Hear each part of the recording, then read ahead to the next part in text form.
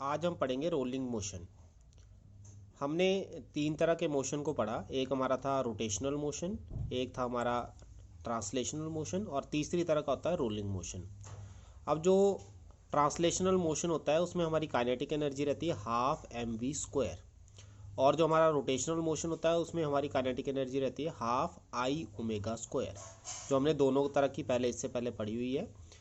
और तीसरी तरह का मोशन है रोलिंग मोशन, जिसमें हमारे पास दोनों तरह का मोशन आता है, स्लाइडिंग भी होती है और प्लस आपकी रोलिंग भी होती है। जैसा कि मैंने आपको एग्जांपल दिया था कि जब कोई साइकिल का टायर घूमता है तो साइकिल आगे की तरफ को भी मूव करती है और आपके साथ में उसमें रोटेशन भी होती है। जैसे ये आप देख सकते हो एक सिलेंडर है, ये सिलेंडर आपका नीचे की तरफ को भी आ रहा है और प्लस आपका रोटेशनल मोशन भी दिखा रहा है। तो ये कम्बिनेशन है रोटेशन प्लस ट्रांसलेशन, इसको हम रोलिंग मोशन कहते हैं। ठीक है, अब हम काइनेटिक एनर्जी के बारे में इसमें स्टडी करेंगे। तो kinetic energy of a rolling motion is given by sum of kinetic energy of translational motion around centre of mass plus kinetic energy of rotational motion about the centre of mass. Centre of mass क्या across जो ये kinetic energy दिखाता है दोनों motion में, translation और rotation, इन दोनों का सम मिला के हमें रोलिंग मोशन की काइनेटिक एनर्जी मिल जाती है। ठीक है, तो अब इसमें हम काइनेटिक एनर्जी को जैसा कि हमने ऊपर लिखा है K T plus K T for translational and R for rotational motion. तो अब हमारे पास अगर एम मास है बॉडी का और वी सी एम हुआ उस सेंटर ऑफ मास की वेलोसिटी, ठीक है, जिससे वो मूव कर रहा है, तो हमारी जो काइनेटिक एनर्जी ऑफ ट्रांसलेशन होगी वो होगी half M V C M square, और जो काइनेटिक एनर्जी ऑफ रोटेशन होगी वो होगी हाफ आई ओमेगा स्क्वायर। जब दोनों को ऐड करेंगे तो हमें टोटल काइनेटिक एनर्जी मिल जाएगी रोलिंग मोशन की। तो हमने इनको ऐड किया, फिर हम यूज़ करेंगे ये रिलेशन, आपने पहले भी किया है, लीनियर वेलोसिटी और एंगुलर वेलोसिटी का। वी सी एम हो गया सेंटर ऑफ मास के अक्रॉस लीनियर वेलोसिटी और ओमेगा होगी उसकी एंगुलर वेलोसिटी। तो यहाँ से अगर हम ओमेगा निकालते हैं तो बन जाता है V C M upon R. और दूसरा हमने पढ़ा है रेडियस ऑफ जायरेशन की फॉर्म में moment of inertia I is equal to M K square, तो ये भी हमने आर्टिकल किया था। तो जो रिजल्ट है पिछले आर्टिकल के वो हम इसमें डायरेक्ट यूज़ कर रहे हैं।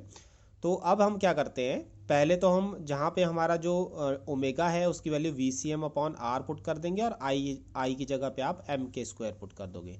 तो आई की जगह हो गया एम के स्क्वायर और आपका ओमेगा की जगह हो गया V C M upon R, square है तो स्क्वायर कर देंगे।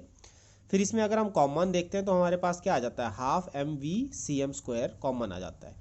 तो ये हमारे पास जो इक्वेशन बन गई, ये इक्वेशन बनी हमारी किसके लिए, ये बनी हमारी kinetic energy of rolling motion. ठीक है, तो इस तरह से आप इसकी काइनेटिक एनर्जी को कैलकुलेट कर सकते हो।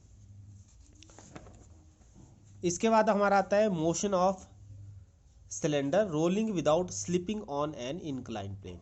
तो इसका मैं डायग्राम आपको दिखा देता हूँ। ये हमने एक सिलेंडर लिया है जो रोल करता हुआ नीचे की तरफ को आ रहा है विद एन एक्सेलरेशन ए। अगर हम मान लेते हैं कि एक ए एक्सेलरेशन के साथ वो नीचे की तरफ आ रहा है, तो हमने पढ़ा है कि जब भी कोई मोशन होता है उसके अपोजिट डायरेक्शन में हमें फ्रिक्शन मिलता है। तो एफ इसमें फ्रिक्शन को रिप्रेजेंट कर रहा है और जो आपका मोशन है वो आपका इस डायरेक्शन में हो रहा है।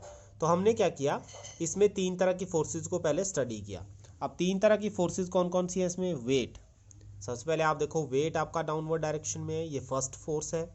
उसके बाद सेकंड हमारे पास आती है नॉर्मल रिएक्शन। नॉर्मल रिएक्शन जो आपका सरफेस होता है उसके 90 डिग्री पे लेना है आपने। ठीक है, तो इसका सरफेस ऐसे है और ये प्लेन ऐसे आ गया, तो इसके ऊपर 90 डिग्री ऐसे बनेगा। और तीसरा जो आपकी फोर्स रहेगी वो रहेगी फ्रिक्शन। ठीक है, फ्रिक्शन आपको पता ही है opposite kind of force act करती है। फिर हम इसके बाद क्या करते हैं, जो mg आपका वेट है, वेट हमेशा वर्टिकली डाउनवर्ड ही लेना है आपने, चाहे आपका डायग्राम शेप मोशन की जैसे मर्जी हो। तो अब इसके हम रिजॉल्व करेंगे कंपोनेंट। अगर एंगल थीटा है इंक्लिनेशन का, कि जो आपका कितना ये ऊंचा लिया है इंक्लाइंड प्लेन आपने, तो उतना ही आपका यहाँ पे भी एंगल थीटा के साथ आपका कंपोनेंट आ जाएगा mg cos थीटा। ठीक है, mg cos थीटा इसका एक कंपोनेंट आ गया, उसके बिल्कुल परपेंडिकुलर हमारे पास आ जाएगा mg sin थीटा।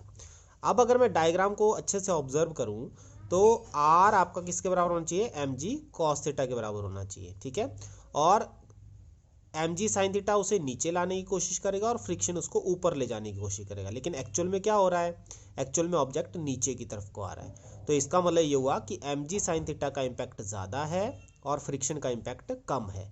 तो नेट फोर्स आपको कैसे मिलेगी, नेट फोर्स मिलेगी mg sin theta minus F. ठीक है, तो यही हमारा दो इक्वेशन हमारी इसमें बनती है। पहली बनेगी r is equal to M G cos theta, जो मैंने आपको बताया कि आपका अगर परपेंडिकुलर डायरेक्शन में कोई मोशन नहीं हो रहा है तो r और एम जी कॉस थीटा बराबर होंगे। दूसरा आया नेट मोशन आपका आ गया M A is equal to M G sine theta minus F. The torque acting on the rolling cylinder is only due to the force of friction. जो इसमें torque act करेगा, टॉर्क मतलब जो इसको घुमाएगा, वो आपका सिर्फ फ्रिक्शन की वजह से ही होगा। ठीक है, तो टॉर्क आपका गया एफ क्रॉस आर। फिर हम कहते हैं कि टॉर्क होता है जैसे आपकी फोर्स रहती है, फोर्स कहती है मास इनटू एक्सेलरेशन। तो एंगुलर में टॉर्क किसके बराबर होगा, मास की जगह आई और एक्सेलरेशन की जगह एंगुलर एक्सेलरेशन। तो आई आपका आई अल्फा के बराबर आएगा। फिर हम बोलते हैं what is the relation between linear acceleration and angular acceleration. Linear acceleration is equal to perpendicular distance into alpha. तो यहाँ से हम क्या कर सकते हैं, अल्फा की वैल्यू निकाल सकते हैं, ये बन जाएगा ए बाय आर। तो अब हमने क्या किया, टॉर्क आपकी ये भी इसके बराबर है, टॉर्क इसके बराबर भी है, तो ये दोनों को आपस में इक्वल कर देंगे। तो एफ इंटू आर आ जाएगा आई ए अपॉन आर। ठीक है, उसके बाद ये कहता है तो एफ यहाँ से कितना आ जाएगा, आई ए बाय आर स्क्वायर। फिर मैंने क्या किया, इस वैल्यू को इक्वेशन नंबर 2 में पुट कर दिया। ये हमारी इक्वेशन नंबर 2 है, एम ए।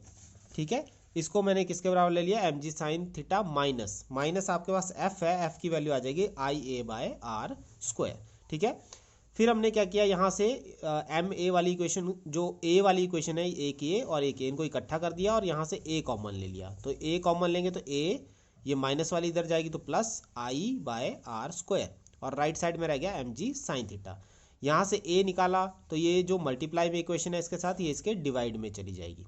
फिर हमें पता है what is I, moment of inertia होता क्या है, हाफ एम आर स्क्वायर। ठीक है, तो half M R square cylinder के लिए हम लेते हैं इसको। सिलेंडर के लिए जो आपका मोमेंट ऑफ इनर्शिया होता है 1/2 एम आर स्क्वायर रहता है। ये आपको मैंने बताया था, आपकी वैल्यूज टेबल है, वहाँ से आप लर्न कर सकते हो। फिर ए यहाँ से अब इसकी वैल्यू पुट कर देंगे यहाँ पे आई की, तो M R square by R square, ये कैंसिल हो जाएगा आर स्क्वायर से आर स्क्वायर, यहाँ पे बच जाएगा 3m/2। ठीक है, इसको आप ऐड करना है m प्लस हाफ m को, तो ये आपके पास आ जाएगा। यहाँ से एक्सेलरेशन कितनी आ गई, 2/3 जी साइन ऑफ थीटा। ठीक है, तो ये आ गई एक्सेलरेशन। अब ये कहता है जो ये एक्सेलरेशन है, अगर हम इन दोनों की इक्वेशन को कंपेयर करते हैं तो ये एक्सेलरेशन आपकी जी से कम है, 2/3 टाइम्स है ना, तो दैट मीन्स ये जी से कम हुई। तो जी से कम है तो इसका मतलब ये हुआ कि जिस एक्सेलरेशन से वो नीचे आएगा वो एक्सेलरेशन ड्यू टू ग्रेविटी से कम होगी। तो पहला यहाँ से आपका एक रिलेशन प्रूव हो गया। दूसरा ये बोलता है कि अगर मैं इस इक्वेशन को फोर्स मास इंटू एक्सेलरेशन वाले रिलेशन में डाल देता हूँ, या आपकी इक्वेशन जो ऊपर बनी है ये वाली, यहाँ पे डाल देता हूँ एक्सेलरेशन की जगह पे I by R square into acceleration की जगह आपने ये वैल्यू पुट कर देनी जो भी आपने निकाली है, 2/3 जी साइन थीटा। तो यहाँ पे आप 2/3 जी साइन थीटा डाल दो और ऊपर आई बाय आर स्क्वायर ऊपर से आ गया। आई यहाँ पे आपने क्या किया, आई की वैल्यू डाल दी 1/2 एम आर स्क्वायर, जो मैंने आपको कहा सिलेंडर के केस में ये रहेगी। ठीक है, ये पुट करने के बाद हमारा जो इक्वेशन बन जाती है एफ बन जाती है 1/3 एम जी साइन थीटा। अब यहाँ से आपका एक और रिलेशन प्रूव हो जाता है कि जो एफ है that is less than M G. इसका मतलब ये हुआ कि जो फोर्स ऑफ फ्रिक्शन है वो आपका हमेशा ही कम होगा वेट ऑफ द बॉडी से। ठीक है, जो उसका अपना वेट है उससे हमेशा ही कम मिलेगा। तो ये थी आपकी कुछ इक्वेशंस जब आपका सिलेंडर एक इंक्लाइंड प्लेन पे रोल डाउन करता है। ठीक है, तो आज के लिए इतना ही काफ़ी है।